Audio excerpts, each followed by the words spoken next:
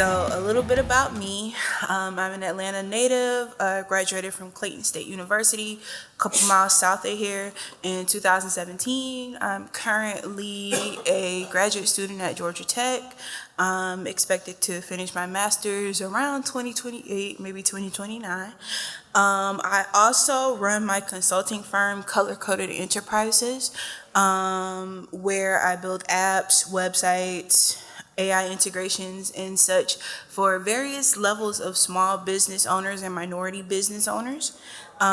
Before doing that kind of full time, I was with Workday. I've also worked with the border regions for the university system. I've contracted at Facebook, worked at Cisco, CNN, and a whole bunch of other places. If you ever want to hear about it, I've been everything from a software architect to a college professor. So any questions? My interests are volunteering, mentoring, tech accessibility, and of course, technical presentations and teaching, and also community and meetup organizing. So, I'm not sure if you all remember Halloween last year. At midnight, November 1st, 2025, millions of people lost access to their SNAP benefits. Now, these people are literally in our community and around us all the time. Some might even be in this room. Our neighbors, our friends, and our family members who suddenly had no way of finding food, groceries, or being able to pay for them. So I was watching the news around the time, and I just remember feeling so discouraged, trying to figure out what can be done, what can we do. I reached out to family members trying to make contingency plans for them, but it felt like too small of an impact for too big of a problem. So this app started as like something like more than a front end project. This was about a data system and a community tool. And we're just having this big problem we're trying to solve, but using a simple app and information that's already freely available to do so. I didn't want to wait for someone to suddenly say, oh, we're going to start donating food or we're going to start organizing mobile pantries. It's like, no, let's get these resources into the hands of the people that need it the most as quickly as possible. So, core features. Mobile first design, so the app is optimized for phones and tablets for mobile use, but you can also access it on desktop. We have smart filtering, so people can sort or search by zip code, county, service type, or their address, using that as a starting point. This one's a bit off. We actually have 125 plus food resources across Metro Atlanta. Including, like I said, Cherokee County all the way down to Henry, and we're looking to expand. Also, we have service tags to identify what kind of resources are available: mobile pantries, free meals, services for those who've become unhoused in an emergency. Also, very fast and lightweight React CSS. And no installation required because it's hosted on Vercel. So, yes, thank you. So the biggest question, of course, why no backend? Yes, currently our backend is a static JSON file with all the resources listed, and it's periodically updated manually. As a developer, I wanted to get this out and into the hands of the people that needed it as quickly as possible. So that to me outweighed the time that it will be required to set up a formal backend. And so, of course, this comes with limited data persistence. Every time you open the app, it's a brand new session. It does not save session data.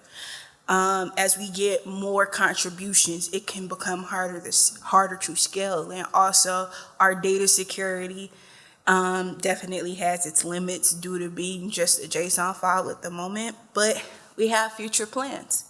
So the biggest thing, or what really came to light, especially over this last winter, I'm not sure if you all remember a news story about the votes literally being taken from the 2024 election by the Department of Justice from the Capitol. So in this techno-fascism age, I didn't want to put immigrants, homeless people, disabled people at risk by using this application. Of course, that also goes then to who would then own the data. Is it technically my companies? Is it the users or the open source community that helped build this app? And then, of course, like, where is it going to live? So these were some of the considerations behind the data security. But future plans, as I've mentioned, have been made to create a formal Postgres backend using Express on Vercel with RESTful API endpoints. We're also, for security purposes, considering adding an auth layer just to make sure we're not just having bots spamming the app looking for data or trying to steal user data. Also input validation and sanitization, rate limiting as well, and also like updating our workflows. So thank you. So there, of course, were challenges in all of this. One of the first ones was adaptation and growth. So the thing is, food pantries, especially when it comes to those that operate on like government budgets, they can open and shutter in a blink of an eye. They can be open 1 week and then the next week completely closed because government funding hasn't come through. Also, like the needs of our users. So this was beyond, or at least I kind of ideated, evolving beyond people just needing food immediately. What about our unhoused neighbors? What about people who've been put into an emergency situation and don't know what to do or where to go?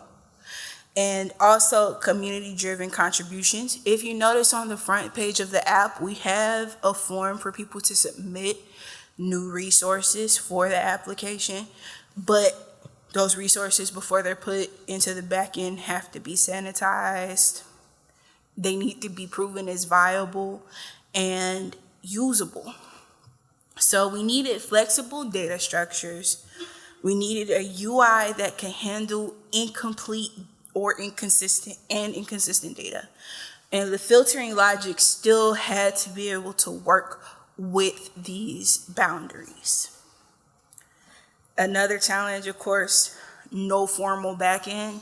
So the front end for the application is more than UI. A lot of business logic lives in the front end as far as filtering between the different counties and area codes.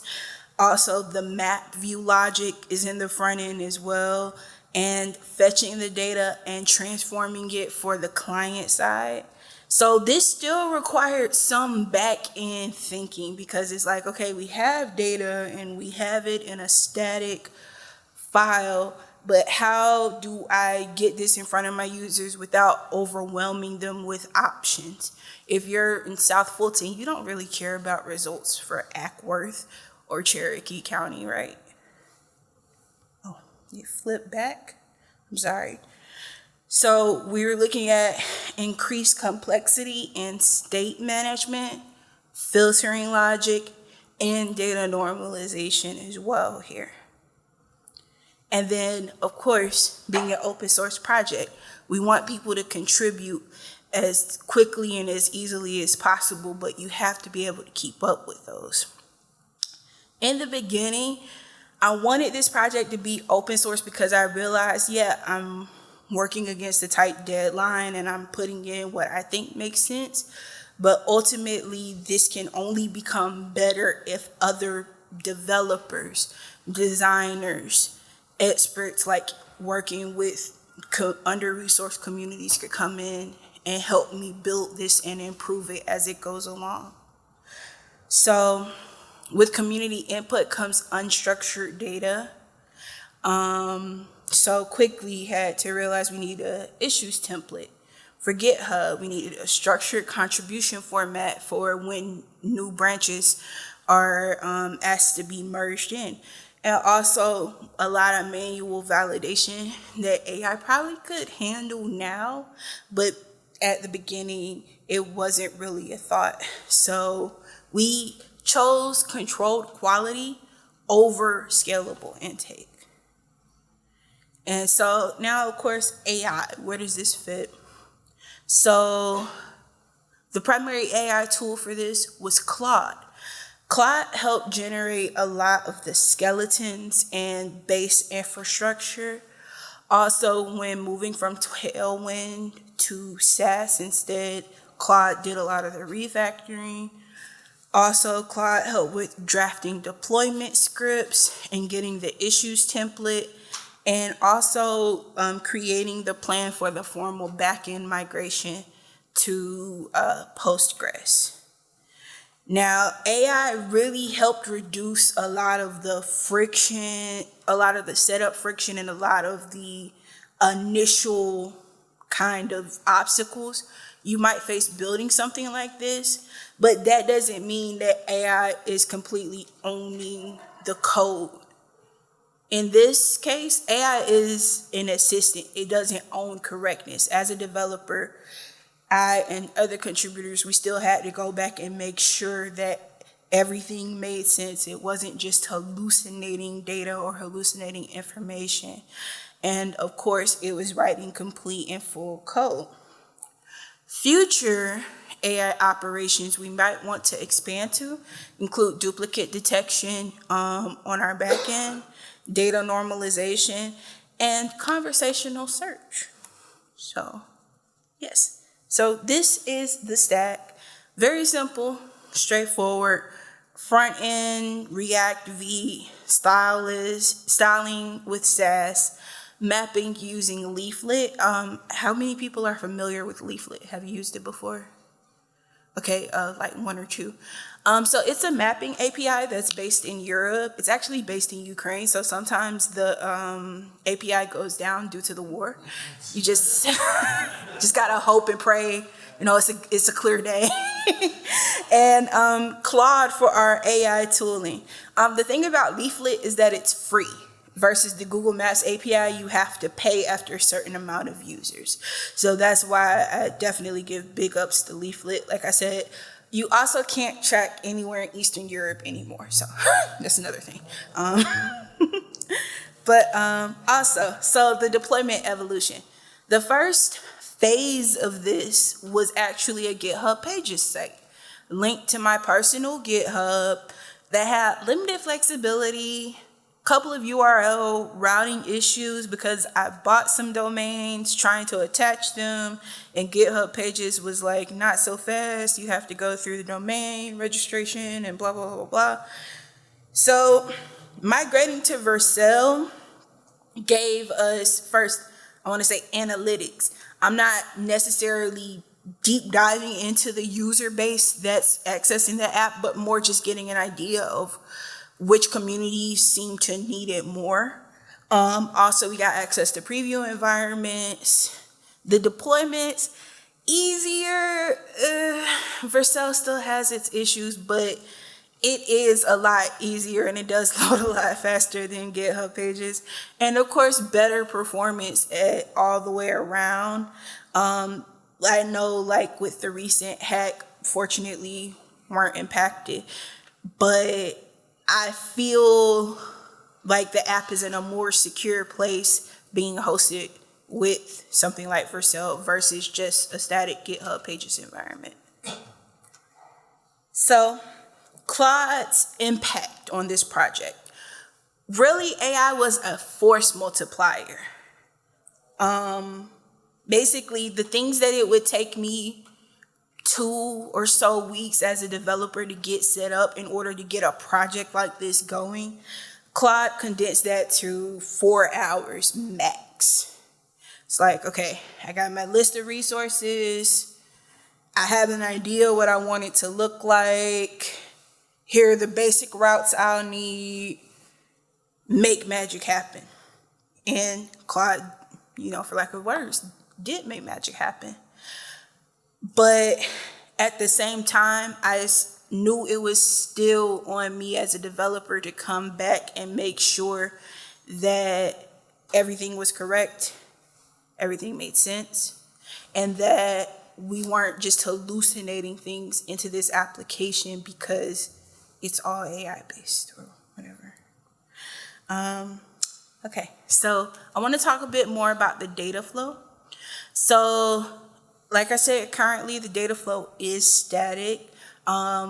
We have user contributed resources, still accepting those resources right now. We have a transformation layer, and also we have our filtering logic displayed here, where you can search by city, county, zip code, or the name of the actual resource if you know it. And then the UI rendering, as you scroll down on the food resources page, you see the list of the resources in alphabetical order, I believe. And we also have our map integration here. This is just a sneak peek of it, showing like the different food resource locations around the city of Atlanta. So filtering is kind of like our core engine, if you will, of the application. So now where this is going, I mentioned the Postgres backend.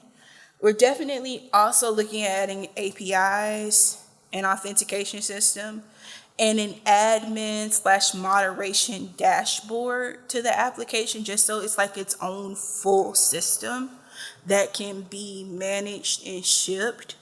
Also looking at AI-assisted data validation. The plan isn't necessarily to sell this per se, and that's something that I've been against from the beginning, because I feel like who am I to sell freely available information that's just been condensed somewhere? But looking to partner with like nonprofits, like the Atlanta Mission, Gooder, even people who work in the food and resource space and could use something like this and personalize it for their specific client base. So some key developer lessons. Shipping fast is a feature. Definitely.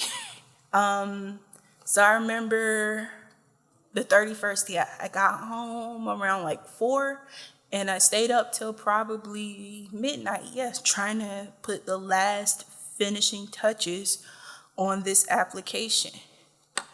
Front-end apps can become their own systems quickly.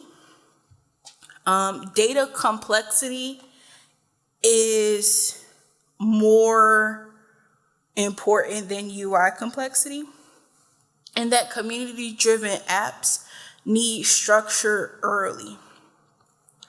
AI, when building things like this, is best for acceleration, not necessarily final decision making.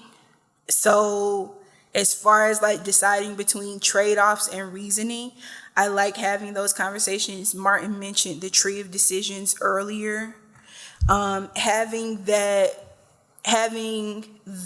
Claude talk me through why it chose to do something versus I asked it to do something else, that's been really important too to learn from here. So this is civic tech engineering. This project sits at the intersection of software engineering, data systems, and community impact. And I wanted to especially thank my contributors. We're a small team, definitely still growing, definitely still looking for people interested in making updates to the app, including anybody wanting to donate any credits towards our backend migration. That would be super helpful. And finally, at some point, whether it's music or software, you have to get up, get out, and get something into the hands of the people that need it the most. Thank you.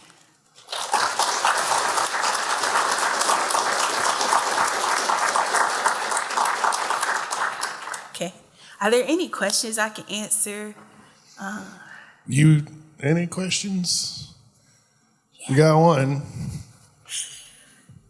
How did you get your first initial users, and how are you currently marketing the app? Okay, so we don't have a marketing budget or a social media intern. It's really just me. I think what happened was the urgency kind of helped. Like, I was able to post it on social media. I was sharing the app link with my friends and family. But I would definitely love to see like an expanded kind of campaign, especially like as we're sitting in this economic downturn, people are losing jobs. These resources are still super vital. But it was very organic, word of mouth, talking at different events and talking about it. So, yeah.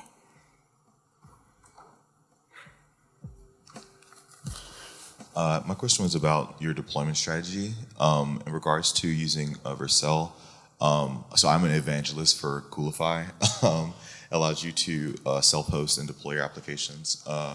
In terms, because I know you all are definitely worried about costs and whatnot. Have you considered even potentially like using AWS S3 to host your for free to host your static application right now, and then potentially even going to like more open source software to help you with your deployments there? That's an excellent question. Thank you.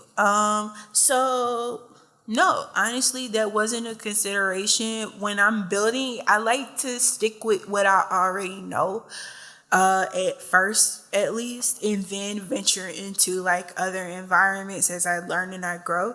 Thank you for the S3 recommendation too. And you said Google Fi. It's called Coolify, COOLFI. Oh, Cool Fi. Yeah, it Okay. allows you to basically self-host and deploy your applications. Definitely will be making a note to look into it. Okay. Yeah, there's a lot of valid options. I was thinking I use Netlify for some things. I use GitHub Pages. I use AWS. I personally don't run much in Vercel. I probably should have played with it more. The thing I'm thinking is even with a lot of the data direction you're headed in, there's and I'm actually going to kick a question to Dave Snowden here because he's going to call me out. Me and John were talking about this earlier today. I don't like the term best practices and good practices because it leads people to do things because they think they should, even though it's not cost effective or providing any real outcomes. Mm-hmm. And sometimes it gets expensive, but it's like, hey, we're running in Kubernetes now. That's obviously better. Maybe not. Like, often not even. There's a time and a place for it. And the question I've got for Dave, with respect to like the next right thing, there's some value judgment there. Doesn't that push that into more of an inductive space and an abductive space? Am I like completely off base here? Okay, a couple of things. One is I need to link you with work we're doing in Liverpool and Glasgow. Oh, yes. Where the football fans are coming together in creating open markets for food banks rather than charities. Oh, that's so And cool. there's a whole research paper on this, and the slogan is, poverty isn't red or blue, which are the two football team colours, and I think there will be some great links on that, all right? So I'll grab you after and show you that. I think other than that, no, I think the issue is how do you do the validation, right?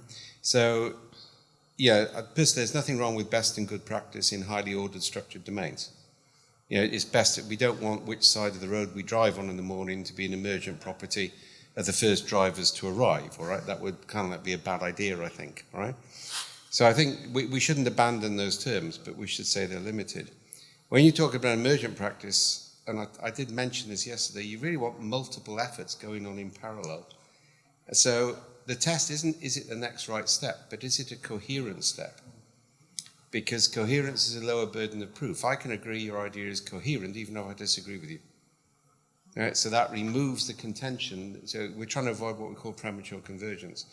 When we get more sophisticated, and I didn't talk about this yesterday, the work we're doing with bee swarming, I can take something and I can iterate it over 50 million people or even more over 2 or 3 hours until I know the consensus and know the outliers. Right, and that replaces consultation. At a micro level, that's done to identify which are the right ways forward. So again, you move into that distributed base.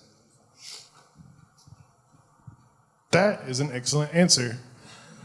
we're, I think, going to keep moving with the schedule. That was amazing. I think the final call to action I want to make, because I'm passionate about this. There's a old Zen cone about the student goes to the teacher, says, I want to learn the true nature of Zen.